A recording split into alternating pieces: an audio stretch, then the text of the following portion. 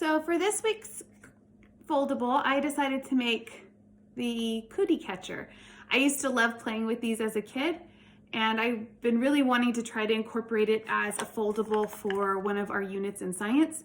So I decided to go ahead and use it this week for a weather foldable. So I don't know if you remember playing with these as a kid, but you basically choose one of the outsides, count it down, choose one of the insides, count it down, and then choose another one, and that's the one you flip over, and you are able then to see your fortune. So instead of doing it this way as fortunes, what I did was I decided to use it as a way to incorporate the different vocabulary words of weather. So let me show you how I made it. You need to start out with just a square piece of paper, and to do that you take a regular 8.5 by 11 and you just fold it over from one corner down, and then you cut this particular section off and it gives you a square. And then you take that square and you already have one seam, you want to make another seam now, and then you're going to fold each corner into the center. Those seams just help you keep things kind of lined up. So you do that on all three of these. And then you're gonna have this smaller square with little triangles in the center. So then you're gonna flip that over, and then you'll do the same thing, bring each corner to the center.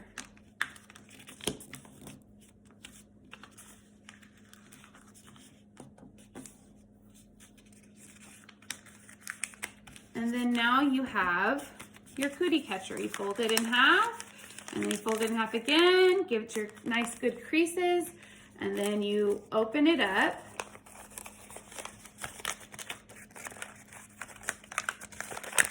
And you have your little triangle.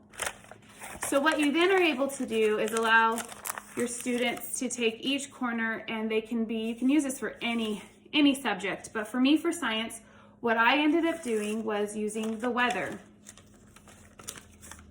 And I took the 4 different areas and used the 4 different types of weather, which is rainy, windy, snowy, and sunny. And then in the inside, I used more vocabulary words, the humid and hot, cold and dry, and then a couple of temperatures. And then when you open it up completely inside where your normal fortune would go, I have more vocabulary words. So the different kind of weather measuring tools are on here, and the different types of storms that the weathers produce. So you can see heat wave would go with sun, blizzard goes with snowy, tornado goes with windy, and thunderstorm goes with rainy. And then the different types of tools are then on here with their definitions. So it's just a fun way for kids to be able to comprehend different vocabulary words and just have a good time playing with what they've learned in science.